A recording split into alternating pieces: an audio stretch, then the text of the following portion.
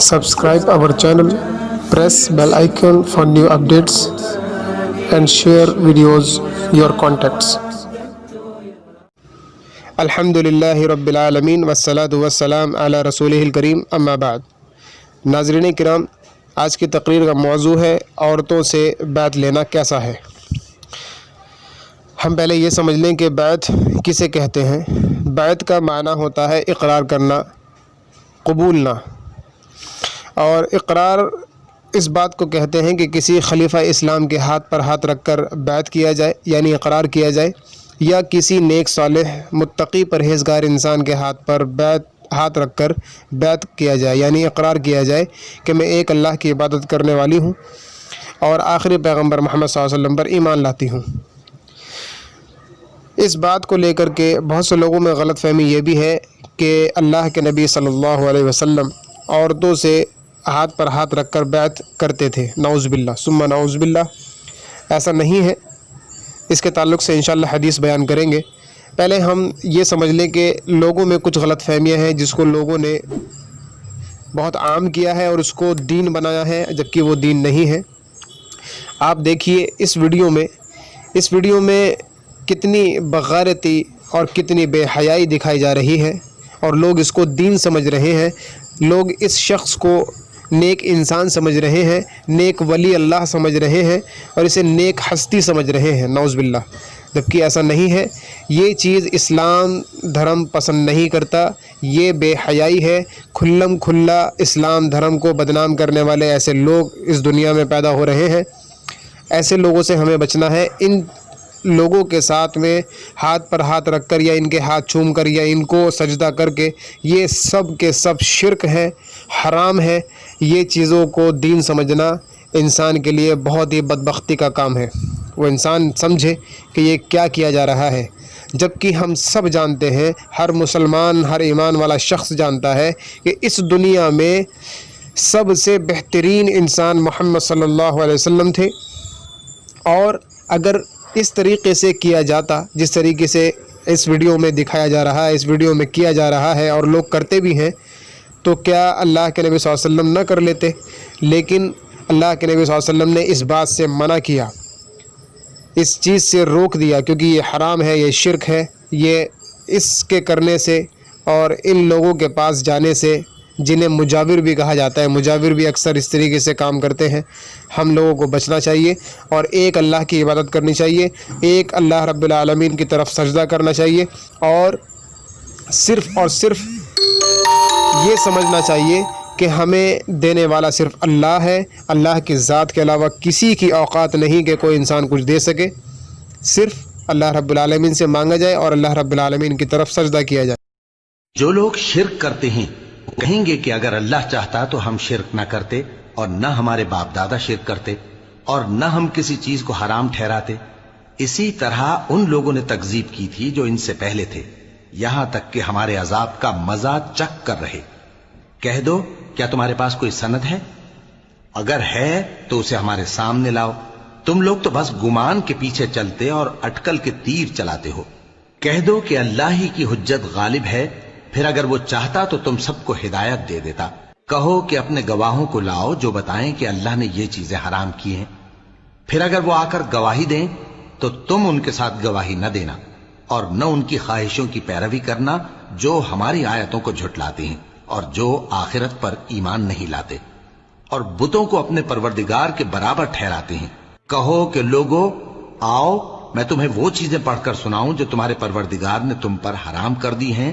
ان کی نسبت اس نے اس طرح ارشاد فرمایا ہے کہ کسی چیز کو اللہ کا شریک نہ بنانا، اور ماں باپ سے بدسلوکی نہ کرنا، بلکہ حسن سلوک کرتے رہنا، اور ناداری کے اندیشے سے اپنی اولاد کو قتل نہ کرنا، کیونکہ تم کو اور ان کو ہم ہی رزق دیتے ہیں. اور بے حیائی کے کام ظاہر ہوں یا پوشیدہ ان کے پاس نہ پھٹکنا، اور کسی شخص کو جس کے قتل کو اللہ نے حرام کر دیا ہے قتل نہ کرنا، مگر جائز طور پر، یعنی جس کا شریعت حکم دے. ان باتوں کی وہ تمہیں تاکید کرتا ہے تاکہ تم سمجھو. آئیے ہم وہ حدیث جانتے ہیں جس کے بارے میں لوگوں کو یہ خدشہ ہے، اس بارے میں مخالطہ ہے کہ عورتوں کے ہاتھ پر ہاتھ رکھ کر کے بیعت کیا جاتا تھا پہلے زمانے میں. تو یہ غلط ہے۔ اس کے بارے میں حدیث ہمیں ملتی ہے حضرت عائشہ رضی اللہ عنہا کی، صحیح بخاری حدیث نمبر 7214 7214۔ حضرت اما عائشہ رضی اللہ عنہا نے بیان کیا کہ نبی کریم صلی اللہ علیہ وسلم عورتوں سے زبانی اس آیت کے احکام کے بیعت لیتے تھے کہ وہ اللہ کے ساتھ کسی کو شریک نہیں ٹھہرائیں گی، اور یہ آخر آیت تک پڑھا گیا، یعنی قرآن مجید کی جو آیت ہے اس آیت تک اس کو آخر تک پڑھا گیا۔ پھر حضرت عائشہ رضی اللہ عنہا بیان کرتی ہیں کہ رسول اللہ صلی اللہ علیہ وسلم کے ہاتھ نے کبھی کسی عورت کے ہاتھ کو نہیں چھوا، یعنی ہمیں اس حدیث سے پتہ چلا کہ اللہ کے نبی صلی اللہ علیہ وسلم نے اپنی بیوی کے علاوہ کسی عورت کو، غیر محرم عورت کو نہیں چھوا۔ جو لوگ یہ کہتے ہیں کہ پہلے ہاتھ پر ہاتھ رکھ کر بیعت لی جاتی تھی، یہ غلط ہے۔ اللہ کے نبی صلی اللہ علیہ وسلم نے کبھی کسی عورت کے ہاتھ کو نہیں چھوا، اور اس بارے میں ہمارا ایمان ہے کہ اللہ کے نبی صلی اللہ علیہ وسلم اس طریقے سے ہی بیعت لیتے تھے۔ آج کے جو مسلمان اس مغالطے میں پڑے ہوئے ہیں، اور آج کے جو بڑے بڑے صوفی، بڑے بڑے مفتی اور مزاور ایسے کام کرتے ہیں مزاروں پر بیٹھ کر یا اور ایسی جگہوں پر بیٹھ کر، اپنے ان لوگوں نے آفس بنائے ہوئے ہیں اور وہاں عورتوں کو بلاتے ہیں، جس طریقے سے پہلے آپ نے ویڈیو دیکھا اس میں دکھایا جا رہا ہے۔ ایسے بہت سارے واقعات ہیں، آپ سب بھی جانتے ہیں، میں دنیا میں کوئی نیا نہیں آیا ہوں، آپ لوگ بھی الحمدللہ جانتے ہیں کہ دنیا میں کس کس طریقے سے شرک کو عام کیا جا رہا ہے، اور لوگ اس کو دین سمجھ رہے ہیں، اور چہرے پر داڑھی اور سر پر ٹوپی ایسے بھٹکے ہوئے مسلمان رکھ کر کے لوگوں کو غلط فہمیوں میں اور لوگوں کو شرک پر ملوث کیے ہوئے ہیں اور اس کو دین بتاتے ہیں۔ ان چیزوں سے ہمیں سمجھنا چاہیے، اور اس چیز کی اتنی عقل انسان کو رکھنی چاہیے کہ جو ایک عام انسان، وہ سامنے کتنا بڑا مفتی ہو، کتنا بڑا عالم ہو، کتنا ہی بڑا بزرگ ہو، اس کو بھی موت آنی ہے، وہ بھی مر جائے گا، اور اس انسان سے صرف اتنا کہ آپ بات چیت کر سکتے ہیں، اس سے دعا کے لیے کہہ سکتے ہیں، لیکن اس کے ہاتھ چومنا، اس کو سجدہ کرنا اور اس سے اپنے بارے میں دعا کرا کر کے بہتری سمجھنا، یہ بالکل غلط ہے۔ اس چیز سے ہمیں بچنا چاہیے، اور خصوصاً اس بات کا دھیان رکھنا چاہیے کہ صرف اللہ رب العالمین ہمیں دینے والا ہے، اللہ رب العالمین نے ہمیں پیدا کیا ہے، اللہ رب العالمین ہی ہمیں موت دے گا، اور آخرت میں اللہ رب العالمین ہی ہمارا حساب لے گا۔ جبکہ تمام ایمان والے جانتے ہیں کہ آخرت میں ایسے بڑے بڑے جو بزرگ اپنے آپ کو بنا کے رکھے ہوئے ہیں، یہ لوگ آخرت میں ہاتھ کھڑے کر لیں گے کہ ہم نے ان لوگوں کو صرف بلایا تھا اور یہ آ گئے، یعنی یہ شیطان کے چیلے ہیں، یہ شیطان کے دوست ہیں جو کام کر رہے ہیں اور لوگوں کو بھٹکا رہے ہیں۔ ان کے بھٹکانے سے بچ جائیے، کیونکہ آخرت میں یہ لوگ بھی اس چیز کے حقدار نہیں ہوں گے کہ آپ کو بچا سکیں۔ دنیا میں بھی نہیں بچا سکتے یہ لوگ، آخرت میں بھی نہیں بچا پائیں گے۔ تو اللہ سے ڈریے، اللہ رب العالمین سے جتنا ڈریں گے اتنا آپ کے دل میں اللہ رب العالمین کا خوف ہوگا، اور اللہ رب العالمین سے محبت پیدا ہوگی، اللہ کے دین سے محبت پیدا ہوگی، اور اللہ رب العالمین کی وحدانیت کا آپ کو بہت اچھے سے اس بارے میں پتہ چلے گا۔ اور اللہ سبحانہ تعالیٰ سے آپ لوگ آرام سے مانگیے، بے جھجک مانگیے۔ اللہ سبحانہ تعالیٰ وہ ذات ہے جس کے مانگنے سے کبھی ناراض نہیں ہوتا، جس کے مانگنے سے اس کے پاس کبھی ختم نہیں ہوتا۔ انسان کے پاس ختم ہو جاتا ہے، آپ کسی انسان سے اگر مانگنے لگتے ہیں تو وہ انسان پھر کچھ وقت کے بعد یا تو وہاں سے ہٹ جاتا ہے، یا وہ انسان منع کرا دیتا ہے، یا وہ انسان آنکھ پھیر لیتا ہے۔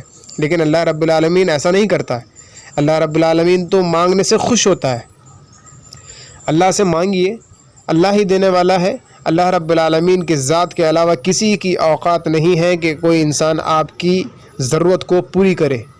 اللہ سے اس لیے مانگیے چونکہ اللہ ہی ہمارا رب ہے، اللہ ہی ہم سب کا رب ہے، اللہ ہی تمام عالمین میں ہر چیز کا رب ہے، اور اللہ ہی ہم لوگوں کا حساب کتاب کر کے ہمارے اعمال کے مطابق ہم لوگوں کو سزا یا جزا دینے والا ہے۔ اللہ سے دعا ہے کہ اللہ رب العالمین تمام شرک اور بدعت سے ہماری حفاظت کرے اور ہم لوگوں کو اللہ رب العالمین قرآن و سنت پر پختگی سے عمل کی توفیق دے، اور اللہ سبحانہ تعالیٰ سے دعا ہے کہ اللہ رب العالمین ہم لوگوں کو دین کی صحیح سمجھ دے، اور عقل سلیم ہونے کے باوجود اللہ سبحانہ تعالیٰ ہمیں صحیح سمجھ عطا کرے تاکہ ہم صحیح اور غلط، حرام اور حلال میں تمیز کر سکیں۔